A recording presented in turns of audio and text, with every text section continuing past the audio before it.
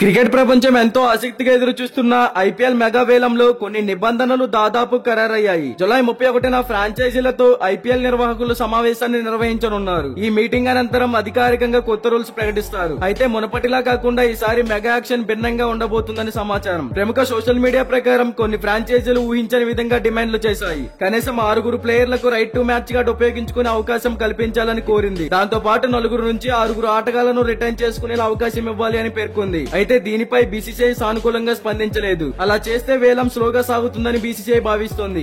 కానీ ఫ్రాంచైజీలకు అనుకూలించే కొత్త నిబంధనలు చేర్చనున్నారు. 90 కోట్ల శాలరీ క్యాప్ ను 130 నుంచి 140 కోట్లకు పెంచనున్నారు. అంటే ఫ్రాంచైజీల పర్సు వాల్యూ భారీగా పెరగనుంది.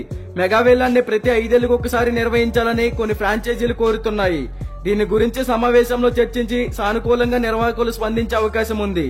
అయితే 3 నుంచి 4 ఏళ్లకు మాత్రమే పెంచే ఛాన్స్ ఉందని చెప్పుకోవచ్చు. ఇక 5 ప్లేయర్లను ఫ్రాంచైజీలు రిటర్న్ చేసుకునే అవకాశం ఇవ్వాలి అని బీసీసీఐ భావిస్తుంది. కానీ రైట్ టు మ్యాచ్ కార్డ్ గురించి ఇప్పటికీ ఎలాంటి నిర్ణయం తీసుకోలేదు. దీని వల్ల కొన్ని సానుకూలతలు ప్రతికూలతలు ఉండడంతో ఆలోచిస్తోంది. ఆర్టీఎం లో పాజిటివ్ ఏంటంటే మార్కెట్ విలువకు తగ్గట్లుగా ప్లేయర్ ధర పలుకుతుంది. ఇక నెగటివ్ విషయానికి వస్తే కీలకమైన ఆటగాళ్లను తమ జట్టులో నిలుపుకోవాలని ఓ ఫ్రాంచైజీ భావించిన పరిస్థితుల్లో ఇతర ఫ్రాంచైజీలు ఉద్దేశపూర్వకంగా ఆ సదరు ప్లేయర్ల ధరను అమాంతం పెంచే అవకాశం ఉంది. 2021 మెగా వేలంలో ఆర్టీఎంలు లేవు. కాగా ఈ నెలాఖరున మీటింగ్ గురించి ఫ్రాంచైజీలకు ఐపీఎల్ సీఈఓ అయిన హేమింగ్ అమీన్ గురువారం ఉదయం మెసేజ్లను పంపారు.